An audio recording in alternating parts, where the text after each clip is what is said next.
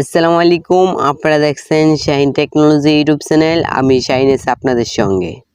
আজকের ভিডিওর টপিকটা খুবই ইউনিক। আজকের ভিডিওর টপিক হলো এই যে মোবাইলের পিছনে প্লাস লাইট, এই প্লাস লাইট দিয়ে দেওয়ালে কিভাবে ভিডিও দেখা যায়। এই নিয়ে ভিডিও বানানোর জন্য হাজার হাজার কমেন্ট আমাকে অনেকেই করেছেন। তো আপনাদের কমেন্টের রিপ্লে অথবা আপনাদের আশা পূরণ করার জন্য আজকের ভিডিওটি তৈরি করা হয়েছে। তো আজকের ভিডিওতে আমি আপনাদেরকে মূলত বলবো স্মার্টফোনের এই প্লাস লাইটটি দিয়ে ভিডিও দেখা কি সম্ভব দেওয়ালে, আর যদি দেখা যায় সেটা কিভাবে, কোন অ্যাপ্লিকেশন দিয়ে। তো এরকম নতুন নতুন ভিডিও পেতে হলে চ্যানেলটি সাবস্ক্রাইব করবেন, নোটিফিকেশন বারটি অল করে দিবেন।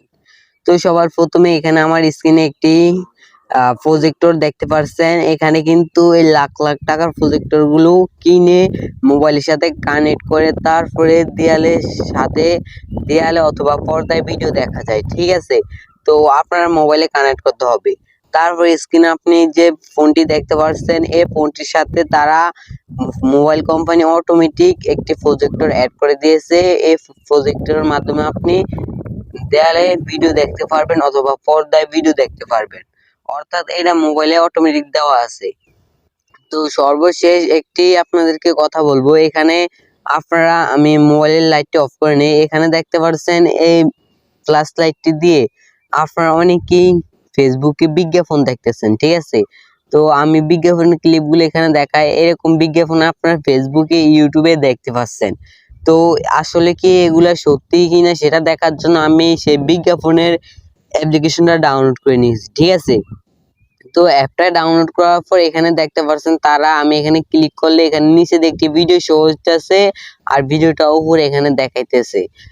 কিন্তু এখানে কিন্তু আমার বাইরে কোনো কাজ নাই, বাইরে কিন্তু আমার প্লাস লাইট জ্বলেও না অথবা আমি পর্দার সাথে দেখতেও পারি না। অর্থাৎ আপনি প্লে স্টোরে এসে মোবাইল প্রজেক্টর লিখে সার্চ করার পরে আপনি হাজার হাজার অ্যাপ্লিকেশন এখানে পেয়ে যাবেন।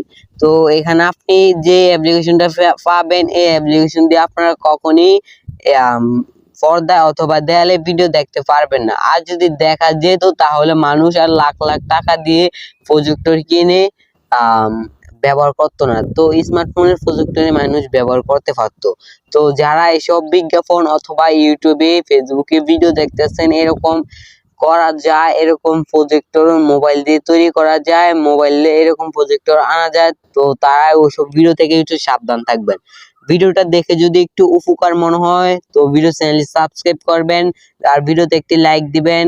আর যদি আশা করি আপনারা সবকিছু ক্লিয়ার বুঝে গেছেন। সবাই ভালো থাকুন, সুস্থ থাকুন।